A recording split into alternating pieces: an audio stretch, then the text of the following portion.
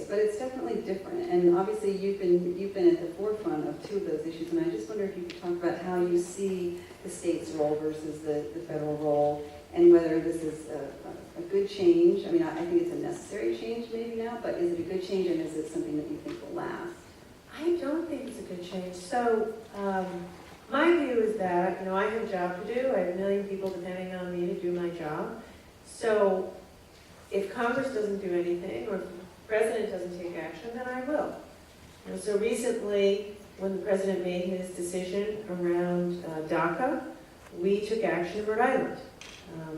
I said, but right now in Rhode Island, if you're an undocumented immigrant or a dreamer, you can go to our public universities with in-state tuition. And so we're going to keep that. We rolled out a program to go to the community college tuition free. We said that's still available for DACA folks. I raised money from foundations in order to pay for the $495 renewal fee, because people actually only have until, I think, next week to renew. When does it come? The 5th, so this week. So, I was at a rally, in fact. I was at a rally for DACA students, and an immigration lawyer got up there and said, don't pay attention to the 6-month deadline. There's no 6-month deadline. You only have until October 5th. You need to get a lawyer and find $495. And there was like a wave of panic that went through the thing. I turned to my husband and I said, we have to do something about this. So we got a bunch of lawyers to give their services pro bono, and we raised the money philanthropically. Climate change, when the President pulled out of Paris, I signed an executive order committing Rhode Island to the Paris Accord. So I'm going to do that, but it shouldn't be that way. Immigration policy needs to be set in Congress for the country. Climate change, carbon tax, all this has to be done at the federal level. Now, having said that, I think if people like me continue to do this, hopefully we can kick the change up, bottom up. I think that the role that governors played in stopping the repeal of the Affordable Care Act was significant, actually. We really leaned on, we have great senators in Rhode Island who are excellent and for the Affordable Care Act, but I leaned on my Republican governor friends to call their Republican senators, and it made a difference. Definitely made a difference. It's interesting because foreign governments are curious now about what they should be doing. Should they be talking to California about trade issues? And it's interesting to see foreigners trying to figure that out, but it is just a vacuum, right? So they're trying to figure out who's going to step into the vacuum. I hope it's temporary. It's not a sustainable situation, and it shouldn't be that a foreign government is thinking about has to ask themselves whether, how to deal with the United States, and if they need to do it state by state. It's a lot of states. So I'm going to turn it over to the students in a second, but I wanted to ask you one question, which is I have spent my career in a lot of different roles, but all in the government. And honestly, it has been, and hopefully will again, be just an incredible honor and privilege to be able to do that.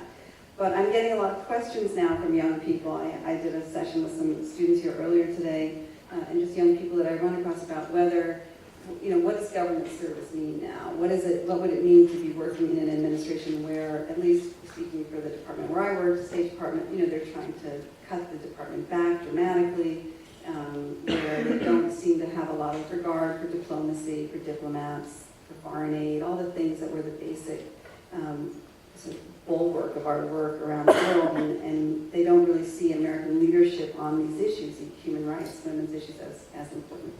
And so they come to me and they say, what do you think? Should I go work there? Would you? God, that's a hard question. And so I'm going to put it to you, which is, for me, government service was, as I said, an honor, but also just a tremendous opportunity to try to do something good for the country. And I felt the weight of that, and I felt the opportunity of that, and I would hate for others to miss that. But I wonder how hard it would be to work in an administration where you don't really agree. And so one of the things I keep saying to the young people is, go work at the state level, because there's a lot of good stuff. I was just going to say, you can work for me. Definitely. We've had lots of interns from Brown, by the way.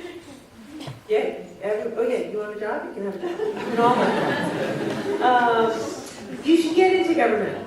That's so Kathy asked me to do this, and I was happy to do it because I admire you and your work, but also to encourage you guys to get engaged. I have a niece at Brown and a nephew in college, and I know lots of college students, and a lot of people are so frustrated they're just tuning out completely, and they want to do anything but politics, anything but government, you know, whatever, you know, business, nonprofit, science, and all that's good. You really need to get more engaged. You need to figure out a way to channel the anger and frustration into greater engagement. A lot of people didn't vote in November. A lot of people didn't, you know, I'll say it, after Bernie lost, a lot of people stopped caring. And if good people don't get engaged, bad people get in office and do bad things to good people.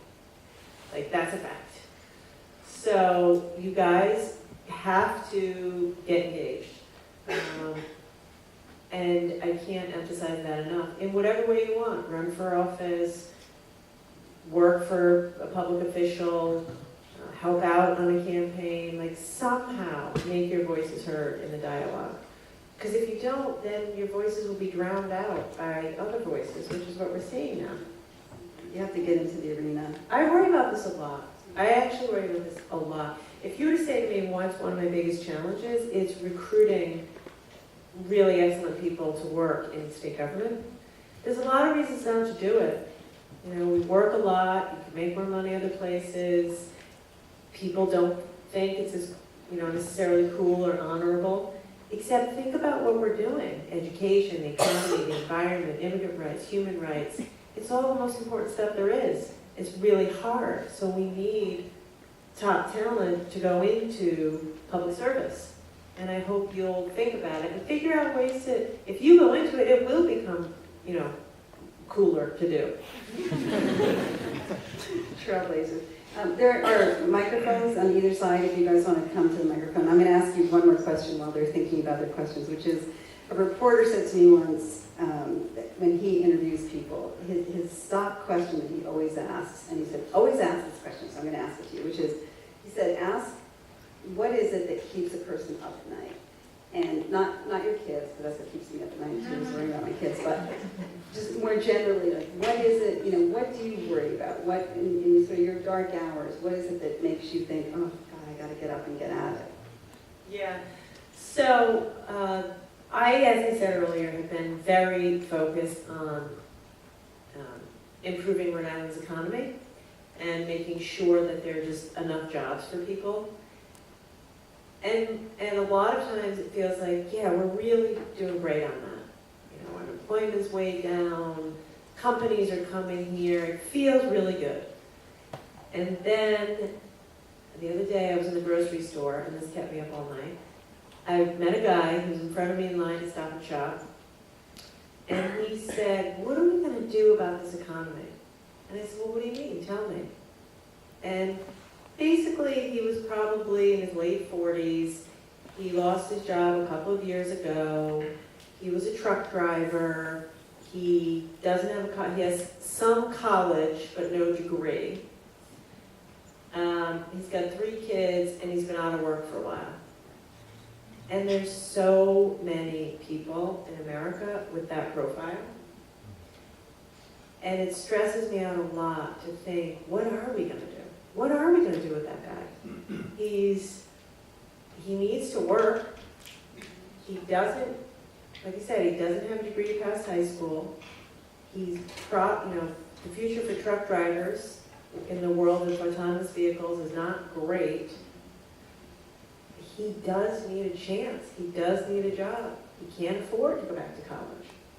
So that kept me up all night, and he's just one example, but I happen to see him, and that's the problem with America right now. I had lunch the other day with somebody who runs a huge company, and he was, you guys know Internet of Things, technology, yes? So he was talking to me about how incredible his Internet of Things new technology was. They make engines. And he said it was the case that they could take 400 data points on each engine. Now they can take 4,000 data points, which is great. It'll make the engines run better, easier to do maintenance on them, more precise, last longer, the whole thing.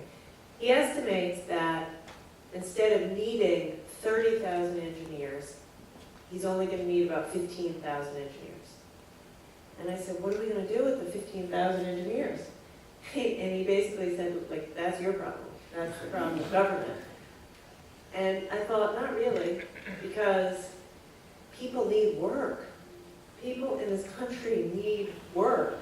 So that's the thing that really keeps me up all night. We spent a lot of time, I used to work for, in the VP's office for Dr. Biden, and we spent a lot of time on community colleges and trying to think about how you get to the skills match, right? So you take the community and you figure out what the needs are in the community and then have the community college training for those needs, which seems so obvious that, you know, that's what should be happening. It's not as easy as it seems. But it's actually hard. So take this, my friend from Stop and Shop. First, he has to get up the confidence to go to our CCRI. Then he has to find the money to pay for CCRI. Then he has to figure out how to get there. He also, I don't know what his skills are.